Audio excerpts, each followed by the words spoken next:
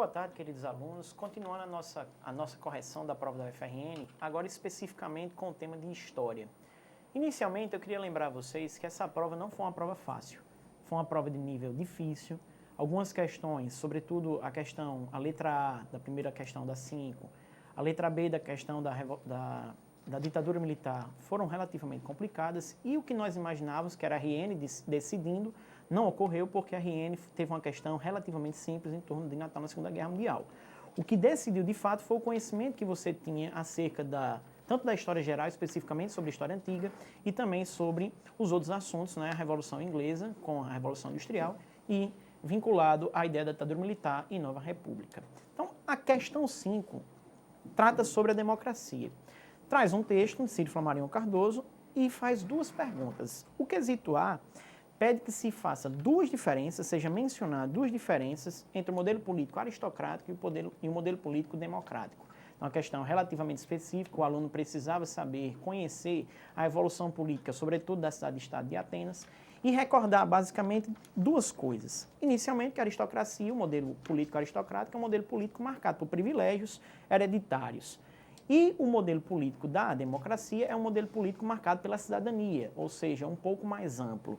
Enquanto isso, o modelo aristocrático apresenta uma série de decisões que estão restritas ao grupo dominante. Quem decide politicamente é o grupo dominante, enquanto na democracia, os grupos que participam da democracia podem participar mais amplamente dentro das assembleias. Existem outros aspectos importantes, mas a gente pensou esses dois para lembrá-los.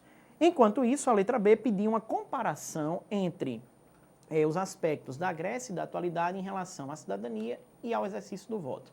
Em relação à cidadania, recordem que a cidadania na Grécia era uma cidadania restrita, principalmente vinculada à ideia da masculinidade, então só os homens participavam, os estrangeiros não podiam participar, os homens tinham que ser nascidos na cidade-estado, filhos de pessoas nascidas na cidade-estado e tinham que ser livres. Atualmente, a cidadania ela é ampla. Você, por exemplo, tem a participação de mulheres, estrangeiros regularizados no território nacional têm direito a participar da democracia. Então, você tem hoje uma série de direitos universais que garantem uma amplitude da cidadania no modelo contemporâneo. Já a questão do número 6 era uma questão acerca da Revolução Inglesa relacionada com as transformações que ocorreram na Inglaterra durante o período do século XVIII. Início do século XVIII, é importante que seja frisado que a questão colocava o aspecto temporal século XVIII, o início, primeira metade do século XVIII. Então, a letra A pedia que fosse mencionado e explicado duas mudanças que contribuíram para a Inglaterra se transformar na maior potência mundial. Então, lembre-se que nesse período, na transição do século XVII para o século XVIII, ocorreu a Revolução Inglesa, que permitiu a ascensão da burguesia, que permitiu o fim do regime absolutista, consequentemente do antigo regime, e a ascensão da burguesia garantiu uma série de créditos para os burgueses, o desenvolvimento, por exemplo, de bancos, o aumento da própria estrutura da marinha mercante e tantos outros elementos, como a lei dos cercamentos, que garantiram a ascensão da Inglaterra para se transformar na maior potência do mundo no século XVIII. A letra B, por sua vez, pede para justificar por que a Revolução Inglesa pode ser considerada um evento capital para o mundo ocidental. E isso é importante. Recordem que a Revolução Inglesa foi a primeira revolução que decapitou um rei do antigo regime, o rei Carlos I. Então, aquilo dali garantiu não apenas o fim da teoria do direito divino dos reis, o questionamento daquela teoria, como também terminou por provocar a influência em outros pensadores. O próprio John Locke foi influenciado pelo surgimento da Revolução Inglesa, e os pensadores liberais do século XVIII. Além disso, foi a primeira formação de um modelo liberal burguês num país significativo como a Inglaterra.